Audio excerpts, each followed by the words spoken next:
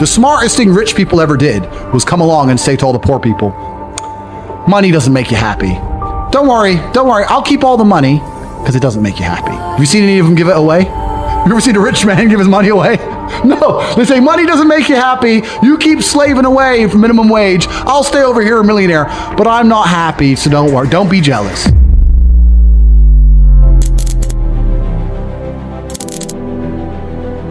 You have to do something. Raw action solves. So when I was broke, I was never like, I'm poor, what do I do? It was, I'm poor, I have to do something. If I was broke, I'd go for a run. That's why I was such a great fighter. If I was broke, I'd sit there and go, I'm actually poor. How do I make money? Dunno. Where can I get some cash? Dunno. What work can I do? Dunno. I'll just go for a run then. And I'd just go for a 3-mile run. You just have to say, well, I have to do something.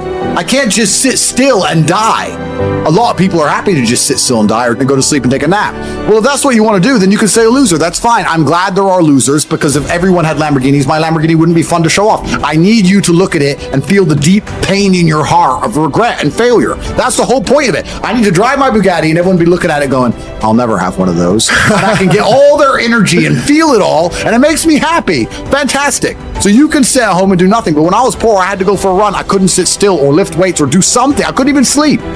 So raw action solves everything. And I understood that at a young age. But as you get older, you get to look back and you get to put your whole story together, the whole tapestry together. I knew I wouldn't stay poor.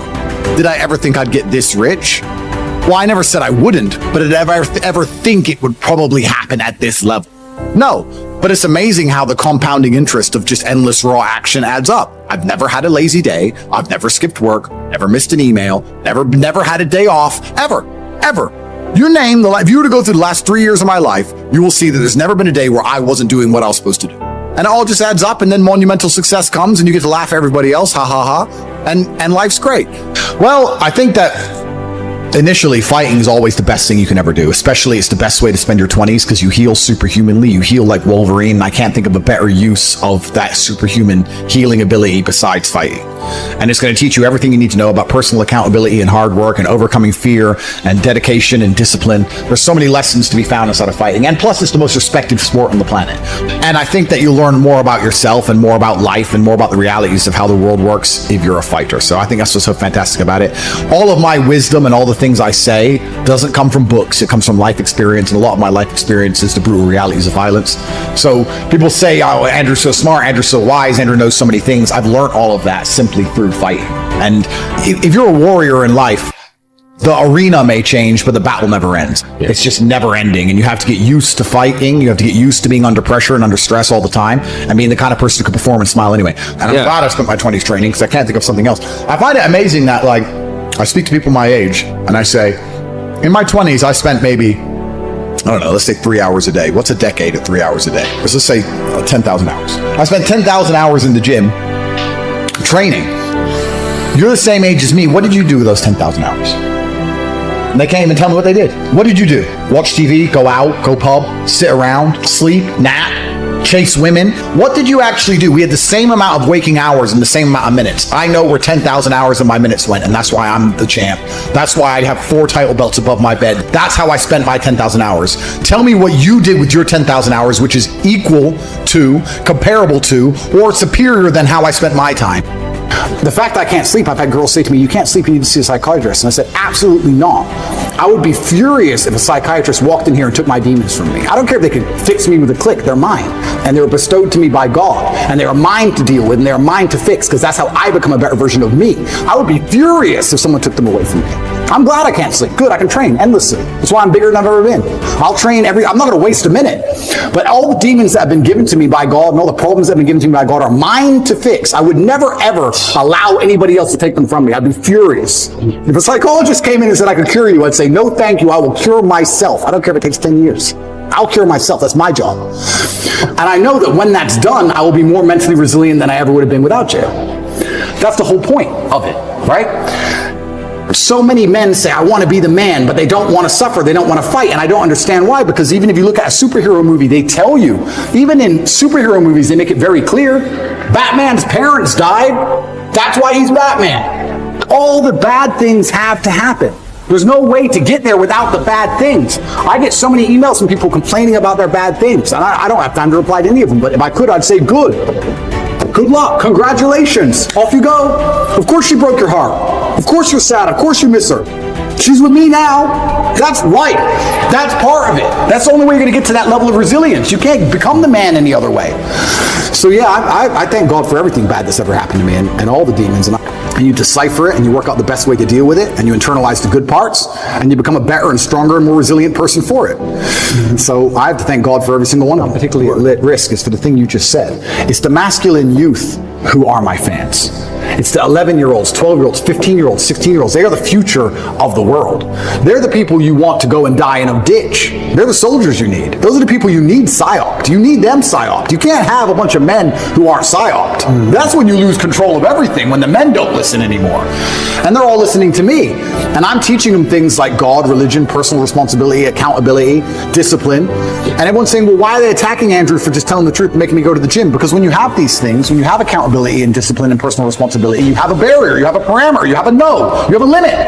They don't want you to have a limit. None of the men are allowed limits. We must accept whatever we are given from our relationship with our woman, from the government, from our job. We're just the slaves. We're the backbone of the tax bracket. We just have to shut up and pay our taxes. As soon as we have limits, they have a problem. That's why they dislike the things I teach. What do I really say? What do I really teach young kids that's genuine dangerous? What do I say? Go to the gym, stick up for yourself? Stick up for yourself, go to the gym, you're allowed an opinion. Educate yourself, be smart, work hard, believe in things, believe in yourself. They pretend they give a shit about mental health. But if you come along and actually advocate and tell men how to be happier. I've been a sad man and a happy man.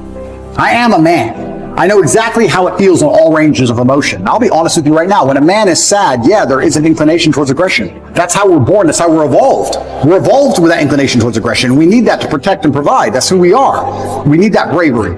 But having a bunch of depressed, sad men who have no emotional control is dangerous for society.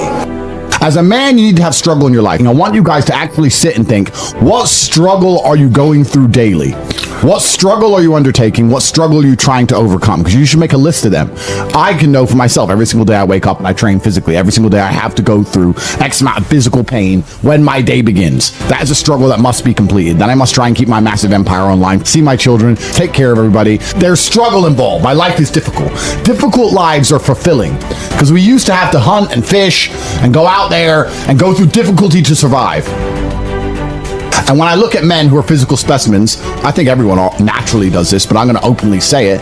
I respect them differently than I look at men who aren't. I have a different level of respect for them because they show me they have discipline. They show me they have motivation. They show me they're capable of doing difficult and hard things. Those are the kind of people I trust. They're not afraid of struggle. They're problem solvers. People who train are problem solvers, and you need to become one, and you need to become very, very adept at solving problems pretty quickly. Do you not understand how intimidating that is? It's when they look at a group of people and they all look like superheroes and they can tell they're all disciplined, all hardworking, all dedicated, all physically strong. The struggle is what's beautiful about it. That's the most important thing. That's what you have to understand. First, you want to become as strong as physically possible. So you want to be as strong as physically possible. Next, you want to try and make as much money as possible. Not even necessarily for the money, although money is extremely important because it allows you to take care of yourself. We talked about this before, but there's a challenge involved, and solving that challenge is going to make you feel more satisfied as a human. Happiness comes from success, and making money is success. You should try and make people around you smile and be happy. You should try and encourage positivity around you. You should be the kind of person that no one can really complain about their struggles around because they know that you're the person who's going to be like, why are you complaining when you could just simply fix it? I think if you take these approaches, if you take the approach of manifesting what you want so you're constantly motivated and understanding all the bad things that happen to you are just a lesson and one day you're going to get over it, it's pretty easy to be a happy, contented, balanced person. I don't think there's any serious magic to happiness. I think it's a choice and it's pretty easy to do. I think the unhappiest people in the world don't have any struggle at all. You often find that people who are struggling but know exactly what they're supposed to do, if they're getting up every day and they're grinding and they're working hard and they don't have what they want yet, but they believe they're going to get it and they're trying their very best and they're dedicating themselves, they're very happy. Perhaps the people who are born with a trust fund and unlimited money and have no struggles in their life and they have no objectives to try and conquer are truly the miserable ones. Perhaps we're built for struggle. Perhaps the human mind and soul and spirit is built to struggle. Perhaps we're built to suffer. I know me as a man, I'm happiest when I suffer. Why did the emperors we discussed earlier earlier, on constantly trying to expand their empires because they wanted to struggle. Yeah. They wanted difficulty. Would you play a video game if it was easy? If you could never die? I mean, cheats get boring pretty quick. You play it because it's hard. That's the whole point of it. You're supposed to struggle with it. You're supposed to suffer with it. So I think a lot of people confuse these things, and they sit and say, this is really making me unhappy. Or, if I woke up and everything was just perfect, that'd be great for a few weeks. But if you just wake up and nothing ever goes wrong, I think that'd be quite depressing in its own way. That's the beauty of life, is the up and the down, because there's no light without dark. When I tell people that you are the sum of the 5 people you spend the most time with, everyone agrees. They go, yeah, that's probably true. The 5 people you spend the most time with, that's what you're going to end up like. They say, yeah, that's true. And then they continue to hang around with people who they don't want to be. Why? There has to be a point. There has to be a point where you sit and go, okay, you're my friends, etc., etc. I love you guys. Yeah, we can talk, whatever. But I'm on a different life path.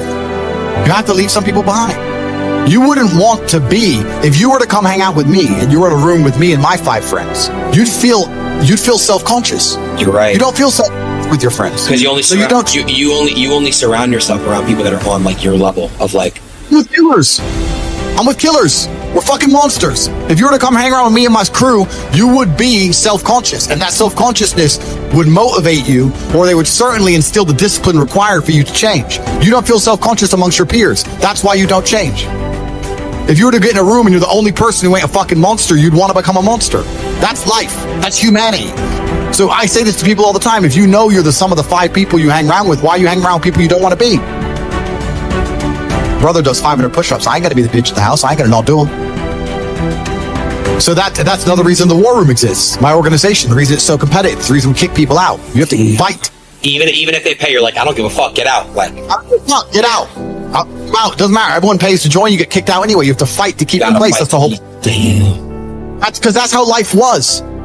If we were still in the animal kingdom, the lions that you see on TV, they weren't just born big lions. They had to fight other lions. They had to fight to get that antelope. They had to fight other animals, hyenas, jackals. They had to fight to be the boss. We're living in a comfortable world now where people think, it doesn't matter, it doesn't matter. But you know what? To some degree, it does matter. It does matter, and I'll tell you who it matters to. It matters to your soul, and it matters to God. I stand in the mirror with a pure heart. I know I am the best version of me that could possibly ever exist. I know that God is proud of me. There's nothing that God hates more than sloth and laziness. If God were to create a man and that man were to sit around and do fuck all, God will frown upon you. It's why you're never lucky. If you're listening to this and you think I'm never lucky, I'll tell you why, because God dislikes you because you're fucking lazy.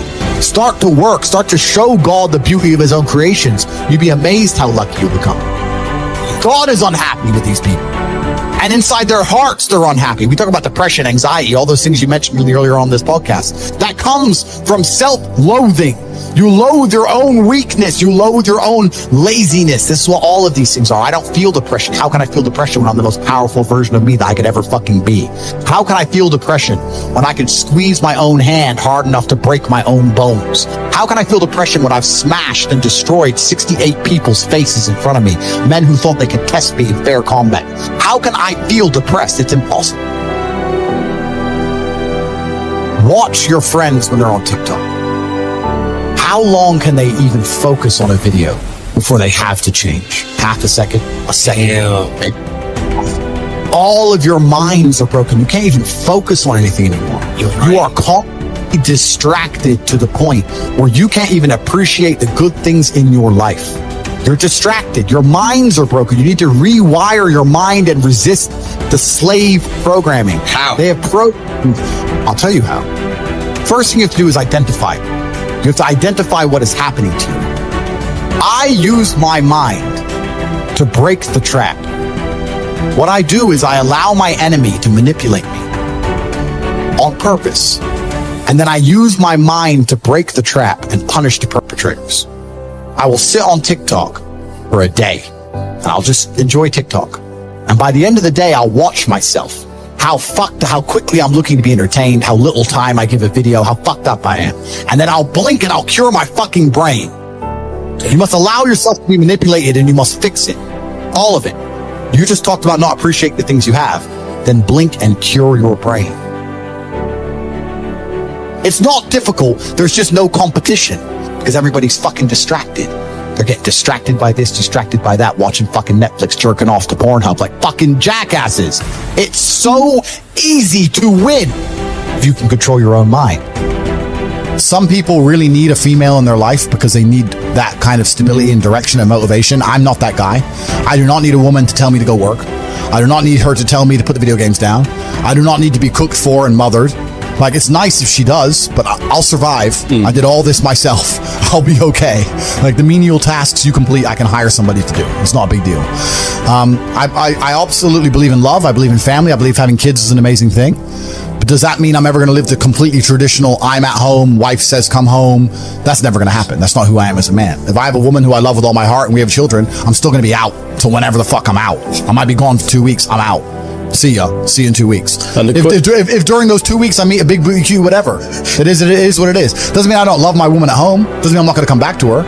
But I'm just true to my instinct as a man. I don't think I should apologize for it. I think a lot of people are socially conditioned to apologize for things. That's not me. Because everyone pretends they give a fuck, but nobody does. Especially women. I know I don't get attacked for women, but women truly don't give a fuck. If you ask a woman the kind of man she wants, she will never say depressed or sad. Ever. She wants a man who is ultra capable, ultra competent. I've literally had women say to me, you know what I love being around you? Well, I don't have to think. I'm like, what do you mean? Because I just turn up and like, we just walk in the hotel and everyone, staff do anything we want and the jet's just on the runway and we just land and I'm in this beautiful place and I don't even know where I am and I get to just turn my brain off and it's great. Like, they want someone who is fun and spontaneous and charismatic and successful. They don't have time for sad dudes. They don't care. So the world doesn't care. The world has never given a shit about sad men. So if you're going to sit there and self-diagnose yourself as a sad man, you're going to have a shit life and nobody's ever going to give a fuck and you're going to perpetually lose forever. And that is your decision. I am so scared of being that person. The idea of that terrifies me to the point where I don't even want to accept that as a reality that can possibly exist. I don't give a shit what happens to me in my life. I don't care how bad it is. I don't care if the worst, most heinous things I can possibly imagine happen to me. I know that my sadness, my depression will be temporary because I will never stay a loser. It is against my creed. It's not in my DNA. Anything in the world that makes you happy that you currently have, whether it's a person, whether it's a job, whether it's a scenario, whatever it is, also has the exact inverse capability to make you extremely angry. So you have to accept this about You're life. quite detached, man. You're quite detached from everything that you also own. You say you love it, but at the same time, you're okay with letting go. Well, that's because I think I have confidence in myself to get it all back. And that's also because I have quite a lot of emotional control. And then perhaps, maybe I'm a little bit of a sadist. I don't know. But when bad things happen to me, I just... You love it. I kind of enjoy it. And I think that maybe it's perhaps I just enjoy it for the story. Perhaps my whole life is not about trying to find comfort, it's trying to find challenges, it's trying to find stories. I'll be very honest with you. Even in jail, my brother and I kept saying this is probably the best story, one of our best ever stories. That's what life is about to me. And if you were to say to me right now, Andrew, do you want to spend a year living in comfort and flying around the world and sleeping with girls and doing whatever, or do you want to spend a year in a jail in Mongolia? I'd probably choose the jail. I had real jobs and I did real things and I was really broke and I was really on the bus and really trying to pay rent and doing real stuff for a long time. I wrote a line in here and I think you could relate to it. A poor man is broke, a rich man is broken. So if you're broke, you can figure out a way to be rich. But if you were given everything and you don't know how to manage this life, you're broken and you don't feel like you've earned anything. I've met more depressed rich men than I've met depressed broke men. It's amazing you say that because there's two answers to that. My first one is, I love that you say that because I always say I'm not rich. I'm a poor man with a lot of money. I always used to say that. And I don't want to brag or anything, but just because I get asked this question a lot. I've been extremely successful. I have hundreds of millions of dollars. In fact, I think our last valuation across everything we own we're almost at B now. So we're doing very, very, I'm a billionaire. Top G's a billionaire. So we're doing extremely well. That's the first thing. The second thing, it's great that you say that because I completely agree. Because if you're born with everything, if you're born with all this money, that you have no aspiration, nothing to actually grasp onto and trying to achieve, then money doesn't make you happy.